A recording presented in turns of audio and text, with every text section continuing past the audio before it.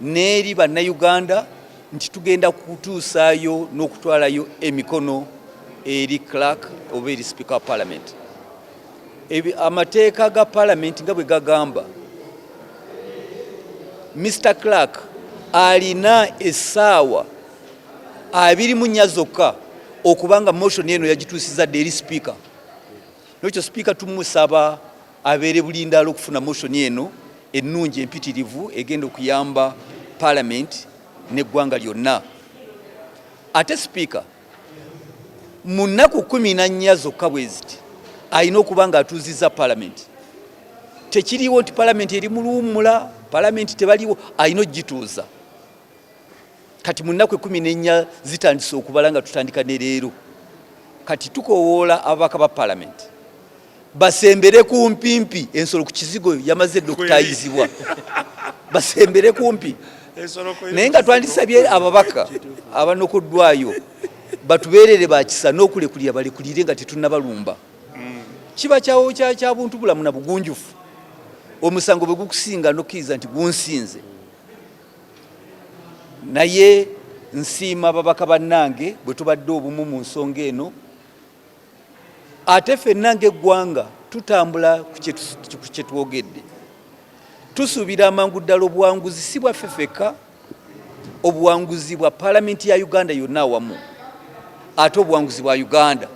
Naffe twongere toffaali ku bwerufu ne accountability eri eggwanga. Tujja ababaka tubayise mujje, naye nga tweyongera okusiima mmwe Fourth Estate, bannamawulire ne bannayuganda abali eyo, kubanga yemmwe mwajjukiza ababaka. Mwatu ababaka bali beetagana kujjukiza. Mwabajjukiza, mwabakubiriza, mwabasaba bajje batuweereze emikono. Tuwaddeyo kasero kalamba 177, tuyingidde 189. Ate n'abalala ne lwakuba Clerk agambye nti engeri gye mumaze okuteekayo tetujja kuddamu kukkiriza balala. N'abalala batasobodde kujja, manyi tuli bulindaala nabo. Era amangu ddala tugenda kufulumya olukalala olwo olw'ababaka baffe abatuwadde emikono eri eggwanga lyonna libamanye. Tweyanziza tweyanzeege, mwebale kubeera wamu naffe. Tuwaddeyo kasero kalamba 177, tuyingidde 189. Ate n'abalala ne lwakuba Clerk agambye nti engeri gye mumaze okuteekayo tetujja kuddamu kukkiriza balala. N'abalala batasobodde kujja, manyi tuli bulindaala nabo. Era amangu ddala tugenda kufulumya olukalala olwo olw'ababaka baffe abatuwadde emikono. Tuzzaawo kifaananyi kya buyinza bwa Paalamenti. Buli mubaka wa Paalamenti gw'olaba wano alina kapasite okubeera pulezidenti w'eggwanga. Kubanga mu hierarchy oba mu protocol tuli waggulu. Naye bw'olaba omuntu nga yeebuzaabuza, naawe tukuyozaayoza n'okwebuzaabuzaako. Naye kati essaawa eno tugenda kwongera ate tubasaba mu public eyo. Clerk tumugambye n'etteeka litukkiriza. Bw'olina ky'olina kiwatereka nga oyagala kituwanga obujulizi, tutaddeyo bingi, tuleetere mpola mpola. Amasimu gaffe kwegali, suulako ebipapula, suulako documenti, buli kimu. I can categorically say that we people who have led this censure motion have been cautioned by the commissioners and even people in the leadership of this house. We have been promised that we shall be fought in 2026 not to come back to this house because we chose to stand in the path of truth. But for those who are ready to use their corrupt money in order to fund our opponents because we stood in the fight against corruption, we have only one word for you, that we are ready for you on the ground come 2026. Yes. Our voters, the people of Uganda, are no longer asleep, and we are not afraid. You can bring all the billions you have stolen.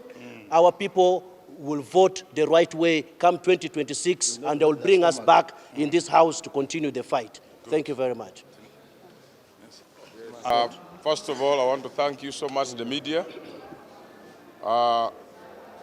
Today, we have successfully submitted our petition to the clerk with 189 signatures. We have now thrown the ball to them. and we are waiting for them to throw the ball back to us by putting this matter on the order paper. Now, for you Ugandans who are taxpayers, we pledge to you that our struggle against corruption in Parliament is on. Now we are left with 14 days. We request you to call your area members of Parliament to be closer to Parliament from tomorrow, so that once this matter is put in the order paper, when we are debating, you also take note of those who are against corruption and those who are in support of corruption. Those in support of corruption, you will have to treat them very well. 2026 is not far. That's my message. I thank you. True. We call upon members of Parliament. The Speaker has only 14 days within which to place the matter on the order paper. This is no time to sit back. Colleagues, members of Parliament, should be moving closer now to Parliament. From up country now closer to Parliament.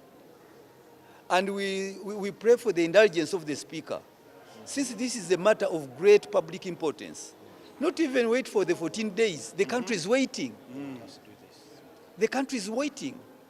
So this matter should be placed on the order paper as a matter of urgency.